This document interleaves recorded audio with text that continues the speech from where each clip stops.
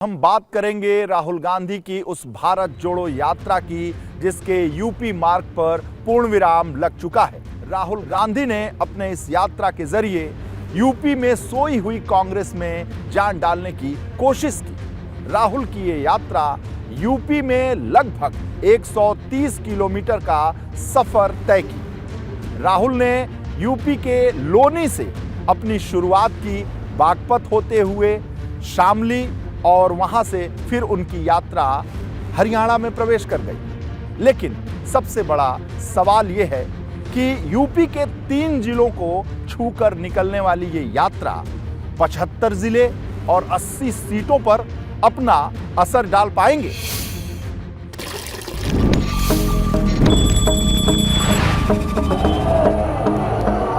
यात्रा का लक्ष्य जो देश में नफरत और हिंसा फैलाई जा रही है उसको मिटाने का है।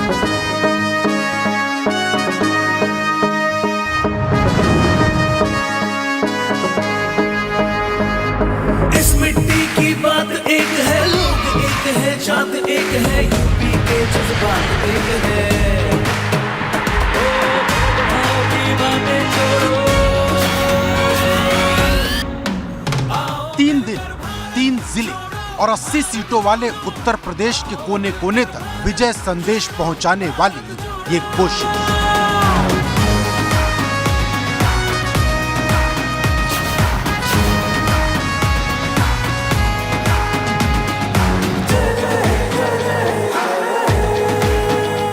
मेरे बड़े भाई इधर देखो, सबसे ज्यादा गर्व तुम पर है। काफिला ये बढ़ चला है ये हौसला, उम्मीदों का कारवां ये हाथ थामे संग चला। राहुल गांधी की भारत जोड़ो यात्रा 3 जनवरी को पूरी तैयारी के साथ उत्तर प्रदेश में दाखिल हुई। सुबह के वक्त राहुल दिल्ली में थे। दिन मंगलवार था और सबसे पहली तस्वीर हनुमान मंदिर से आई। राहुल गदा लिए, तिलक लगाए नजर आए। भारत जोड़ो, आओ मिलकर भारत जोड़ो, भारत जोड़ो।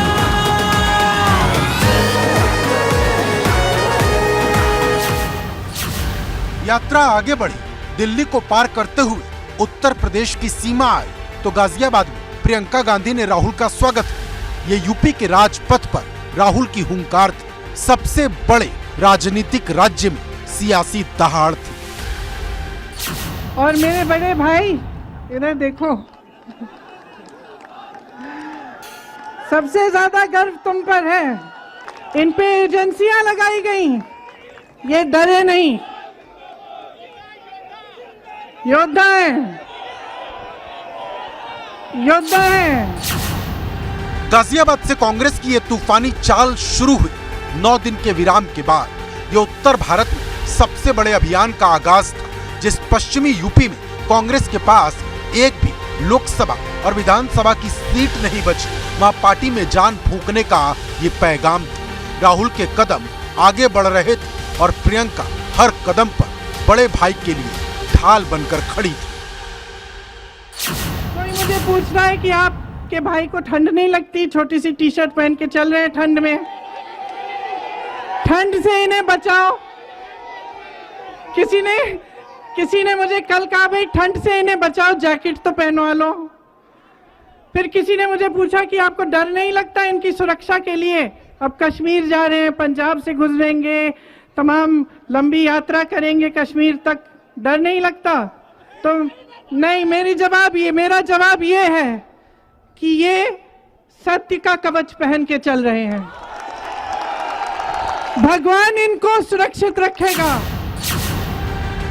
जिस परिवारवाद को आधार बनाकर भाजपा के नेता राहुल और पूरी कांग्रेस पर हमलावर रहते हैं, उसी परिवारवाद को राहुल ने अपना हथियार बना लिया है।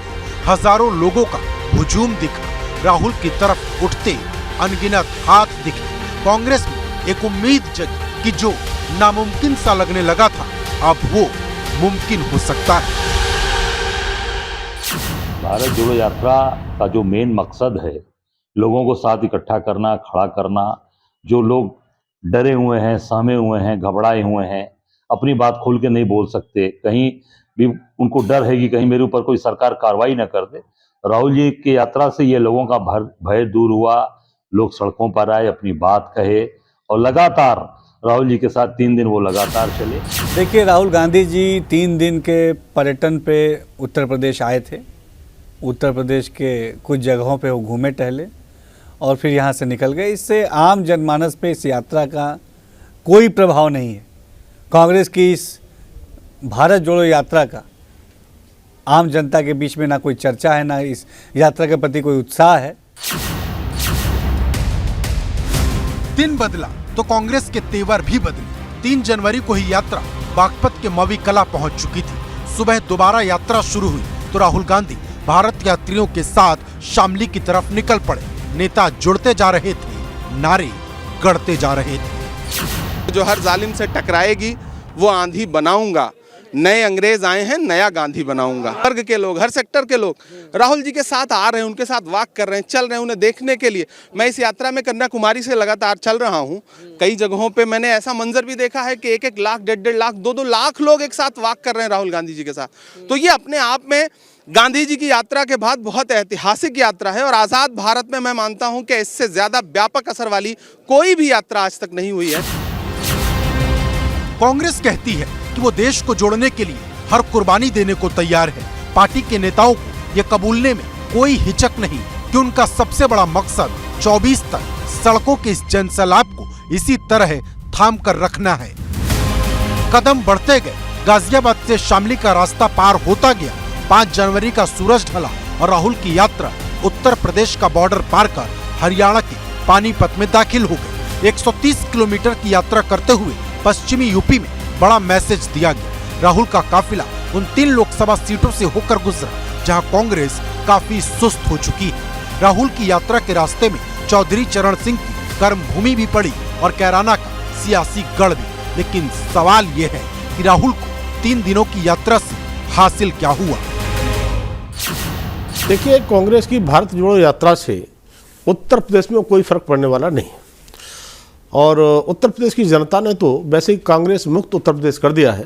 तो मैं कह सकता हूं कि अगर उनको जो है यात्रा चलानी है तो कांग्रेस जोड़ने की चलाना चाहिए। कांग्रेस में जैसे टूट हो रही है, कांग्रेस के नेता आपस में टकराते रहते हैं, उसको देखना चाहिए। लेकिन इस कांग्रेस की यात्रा से कोई भी भाजपा पर फर्क पड़ने वाला नहीं। देखिए, तो कांग्रेसी वाले बता पाएंगे क्या हासिल हुआ। हमारी नेता ने तो राहुल जी को धन्यवाद दिया था और उनके शुक्रिया अदा किया था कि उन्होंने उनको न्योता भेजा। हाड़ कपा देने वाली शीतलहर में राहुल गांधी 3 दिनों तक यूपी में पदयात्रा करते रहे। सफेद टी शर्ट में 130 किलोमीटर की इस यात्रा ने उत्तर प्रदेश का सियासी तापमान बढ़ा दिया। खास तौर पर पश्चिमी यूपी में गाजियाबाद से शामली तक उमड़ी समर्थकों की भीड़ ने कांग्रेस के भीतर पुराने दिन लौटने की उम्मीद जगा दी।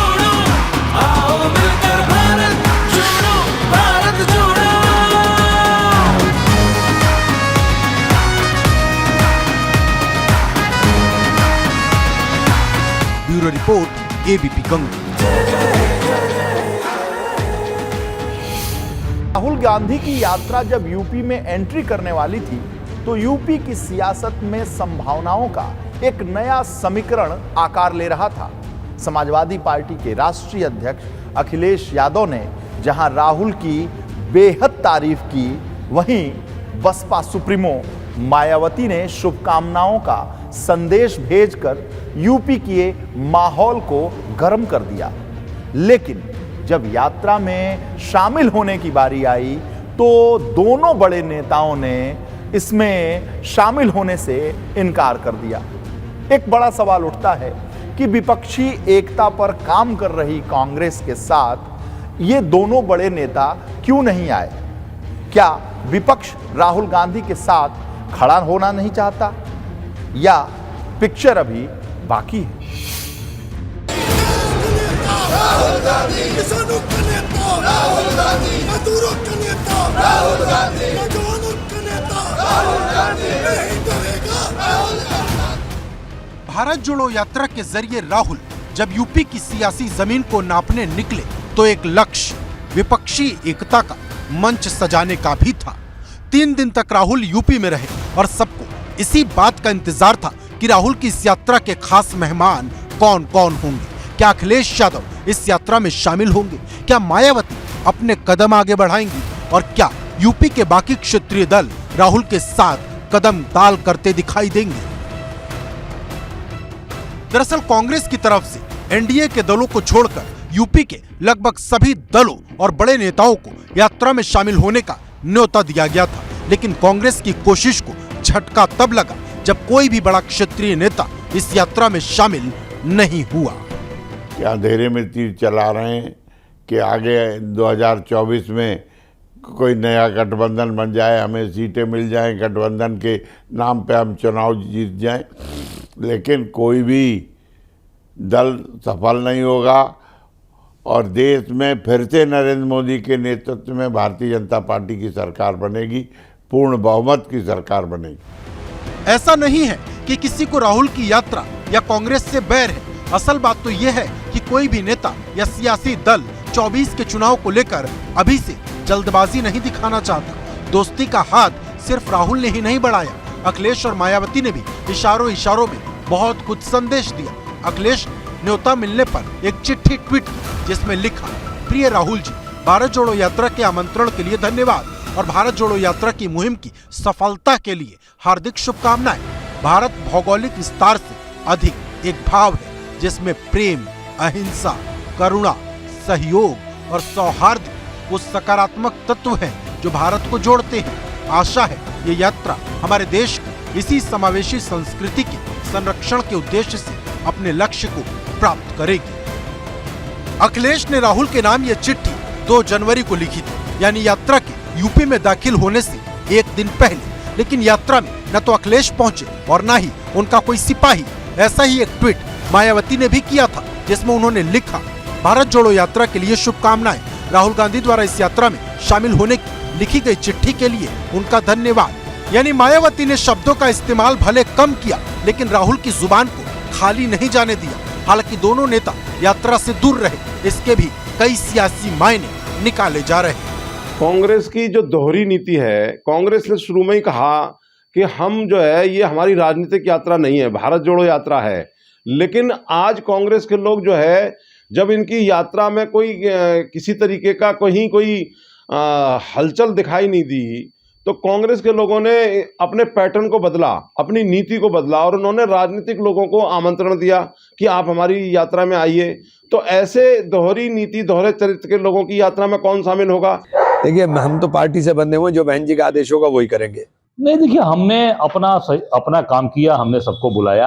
अब उनको निश्चित तौर से सहयोग करना चाहिए, आगे आना चाहिए था। हमारा जो कर्तव्य था, फर्ज था, सबको इन्विटेशन देना, बुलाना, वो हमने किया। सवाल यह है कि क्या 2024 को लेकर सियासी महत्वाकांक्षा एक दूसरे के बीच दीवार बनकर खड़ी हो गई है? क्योंकि कांग्रेस और सपा बसपा के बीच शुभकामनाओं और सफलता की बधाई का दौर तो खूब चला, लेकिन कोई भी नेता राहुल के साथ खड़ा होने को तैयार नहीं हुआ। अखिलेश नहीं आए तो कांग्रेस के कुछ नेताओं ने उन पर हमले भी शुरू कर दिए। इतिहास जब सवाल करेगा अखिलेश यादव जी से और पूछेगा कि जब देश में एक व्यक्ति किसान, नौजवान, गांव, गरीब, खेत खलियान, महंगाई, बेरोजगारी के सवाल पर कन्याकुमारी से कश्मीर तक सड़कों पर चला था, ठंड में चला था, ठिठुरन में चला था, लोगों के साथ चला था, संघर्ष के रास्ते पर चला था, उस समय आप कहाँ थे? आप विपक्ष की बात अगर करते हैं तो मुझे तो कांग्रेस के जो नेता हैं वो भी इस यात्रा से बचते हुए दिखाई दिए। कांग्रेस के जो अक्सर बड़े नेता दिखाई देते हैं वो यात्रा से दूरी बनाए हुए हैं और कांग्रेस अपनी जो पार्टी है उसी को नहीं जोड़ पा रही है। चाहे वो राजस्थान की बात हो या और प्रदेशों की बात हो, लगातार कांग्रेस में टूटने फूटने की और बिखराव की खबरें बाहर आती रहती हैं। नेताओं की जुबान और उनकी गठबंधन वाली रणनीति कब बदल जाए कुछ नहीं कह सकते, क्योंकि जिस अखिलेश यादव ने चिट्ठी में राहुल की भारत जोड़ो यात्रा के लिए दिल बहलाने वाली बातें लिखी थी, उन्हीं अखिलेश यादव ने कुछ दिन पहले भाजपा और कांग्रेस को एक जैसा बताया था। हमारी पार्टी का सिद्धांत अलग है, भारतीय जनता पार्टी और कांग्रेस दोनों एक हैं। ये बात सच है कि कांग्रेस राष्ट्रीय राजनीति में विपक्ष के दूसरे दलों के मुकाबले अपनी बड़ी भूमिका चाहती है, लेकिन उत्तर प्रदेश की राजनीति में मुख्य विपक्षी दल की हैसियत रखने वाली समाजवादी पार्टी शायद इसके लिए तैयार नहीं, और तैयार वो बसपा भी नहीं, जो 2022 के विधानसभा चुनाव में ही कांग्रेस को गठबंधन के लिए मना कर चुकी है। ऐसे में राहुल की कोशिशें कितनी कामयाब होंगी, इस पर बड़ा प्रश्न चिन्ह है। Bureau report, ABP Ganga. Rahul की इस यात्रा में अखिलेश और मायावती भले न जुड़े हों, लेकिन राष्ट्रीय लोकदल के अध्यक्ष जयंत चौधरी ने कांग्रेस के लिए उम्मीद का दरवाजा अभी भी खोल रखा है। राहुल की इस भारत जोड़ो यात्रा में न केवल आरएलडी के झंडे दिखे, बल्कि जयंत के विधायक राहुल का स्वागत करते नजर आए। इससे साफ है कि 2024 के चुनाव में भले ही पूरे यूपी में कुछ भी राजनीति हो, लेकिन पश्चिमी उत्तर प्रदेश में जबरदस्त सियासत होने वाली है।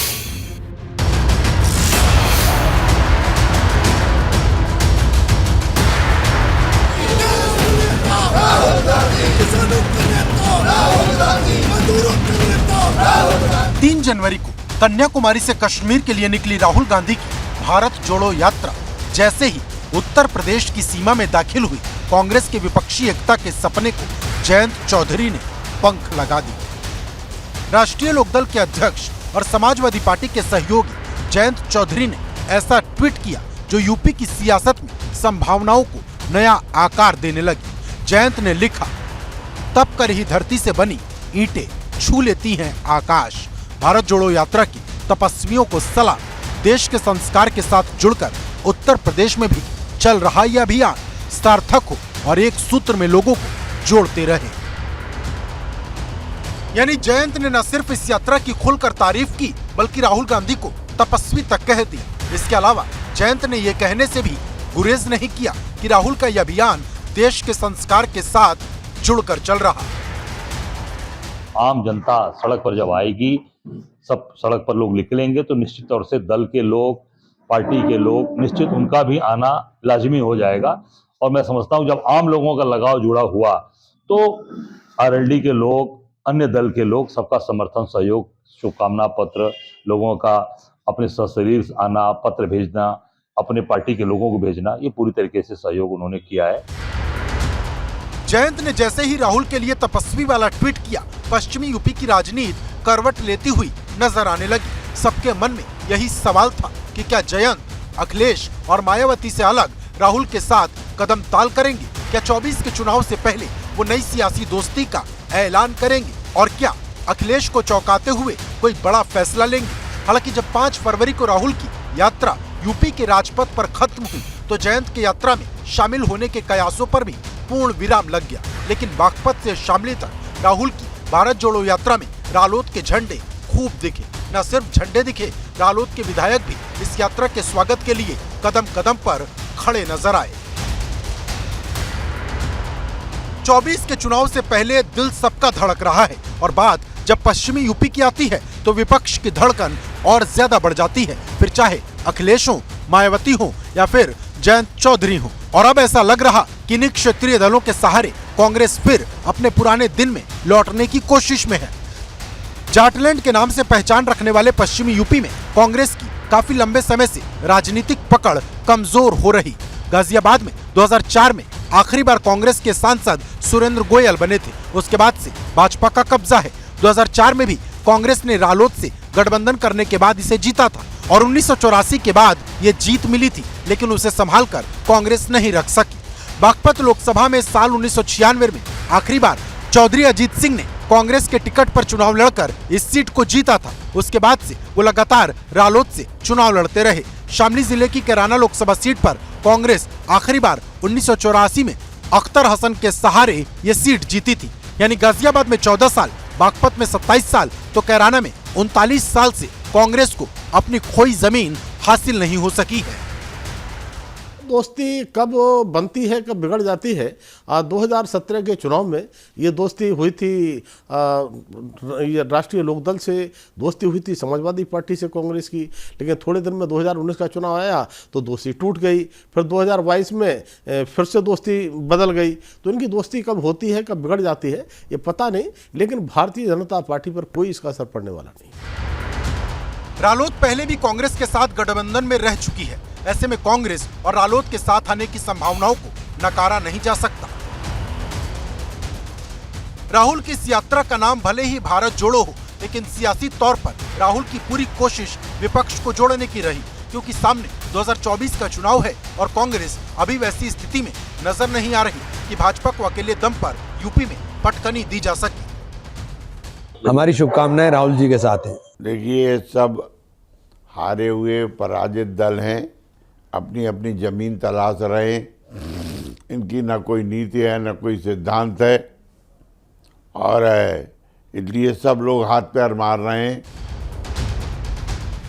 जो विरोध में नहीं होता वो कहीं न कहीं साथ खड़ा होता है, लेकिन ये सियासत है जहां जुबान और दिल कब पलट जाए कोई नहीं जानता। राहुल के समर्थन में अयोध्या से आ रहे बयान भी काफी चर्चा में रहे। पहले श्री राम जन्मभूमि के मुख्य पुजारी सत्येंद्र दास ने राहुल को आशीर्वाद और शुभकामनाएं दी, और उसके बाद राम मंदिर ट्रस्ट के महासचिव चंपत राय ने भी राहुल की तारीफ कर दी। मैं राष्ट्रीय स्वयंसेवक संघ का कार्यकर्ता हूँ। संघ में किसी ने आलोचना की है क्या? प्राइम मिनिस्टर साहब ने उनके पदयात्रा की आलोचना की है क्या? एक नौजवान देश का भ्रमण कर रहा है, देश को समझ रहा है, ये प्रशंसा की बात है। 50 साल का नौजवान हिंदुस्तान के 3000 किलोमीटर दूरी को पैदल चलेगा और इस मौसम में भी चलेगा, तो इसको अप्रिशिएट ही करेंगे हम। तो राहुल की यात्रा पर आने वाले एक एक बयान काफी है। कोई इसे 24 के चुनाव से जोड़कर देख रहा, तो कोई व्यक्तिगत राय। कुल मिलाकर धर्म हो या सियासत, कहीं से राहुल पर चुभने वाला वार हुआ तो कहीं से प्यार बरसाए गए, और प्यार वार के बीच खड़ा दिखा 2024 का लोकसभा चुनाव, जिसे साधने की चुनौती राहुल के सामने लंबे समय तक बरकरार रहेगी। Bureau report, ABP Ganga. Congress की स्थिति यूपी में बेहद नाजुक है। उसके 2 विधायक हैं और सांसद के नाम पर एकमात्र सोनिया गांधी हैं। सबसे बड़ा सवाल यह है कि भाजपा को हराने के लिए विपक्षी एकता का मंच कांग्रेस बनाने में कामयाब हो पाएगी, या राहुल गांधी को देश की सियासत के सबसे निर्णायक राज्य उत्तर प्रदेश में झटका लगेगा। लेकिन इतिहास बताता है, जब जब कांग्रेस घटी है तब तब यूपी में सपा और बसपा की बढ़ोतरी हुई है। लेकिन फिलहाल पिछले 8-10 सालों से यूपी में भाजपा के उत्थान की वजह से सभी क्षेत्रीय दलों का ह्रास हुआ है।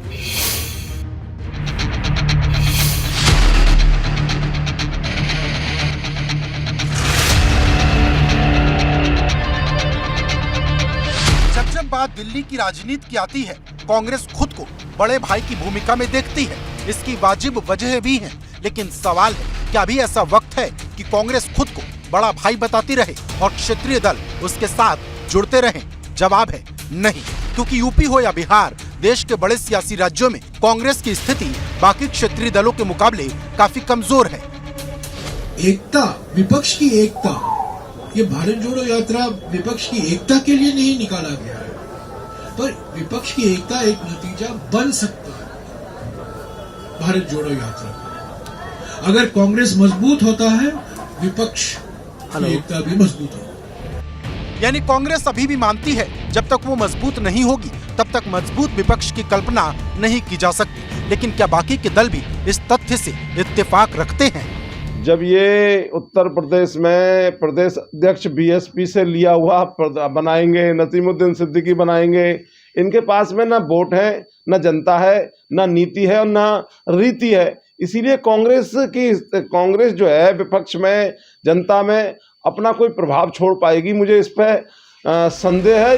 राहुल और पूरी कांग्रेस अपना स्टैंड क्लियर कर चुकी है। अब बाकी दलों को तय करना है कि वो क्या चाहते हैं। लेकिन जब इतिहास को देखेंगे तो राहुल की यात्रा से विपक्ष की दूरी एक सोची समझी रणनीति का हिस्सा नजर आएगी, क्योंकि कहीं न कहीं सपा और बसपा ये नहीं चाहेंगे कि उनके सहारे कांग्रेस फिर से मजबूत हो पाए। और इतिहास भी यही बताता है कि जब जब कांग्रेस घटी है, सपा और बसपा का ग्राफ ऊपर उठा है। ये जैसे मोदी जी इवेंट करते हैं, ऐसे ही उनकी नकल करके कांग्रेस इवेंट कर रही है। कांग्रेस की जो कुशासन की नीतियां थी, उसी से आज बीजेपी जो है सत्ता में है, और इन्हीं ऐसे ही कुशासन के कारण बीजेपी सत्ता से बेदखल हो जाएगी। यानी कुल जमा बात यह है कि अखिलेश और मायावती कांग्रेस को आगे बढ़ाकर खुद के लिए खतरा नहीं मोल लेना चाहते। मुलायम सिंह यादव ने 2017 के चुनाव के बाद ही कहा था कि कांग्रेस के साथ गठबंधन के पक्षधर में वो बिल्कुल नहीं थे। फिर भी अखिलेश ने नया सियासी प्रयोग किया जिसमें उन्हें चोट लगी और अब जब भी अखिलेश कांग्रेस के साथ गठबंधन की सोचेंगे तो उन्हें पुराने जख्म जरूर याद आएंगे। Bureau report, ABP Ganga. इस बात में कोई दो राय नहीं है कि यूपी में कांग्रेस की स्थिति ठीक नहीं है और इसके लिए सबसे बड़ा जिम्मेदार उसके संगठन का कमजोर होना है। हालांकि कांग्रेस अब ये दाग धो देना चाहती है और इसके लिए संगठन को मजबूत बनाना चाहती है। लेकिन सवाल ये है कि राहुल के चेहरे और बृजलाल खाबरी के नेतृत्व में यह कितना संभव हो पाएगा।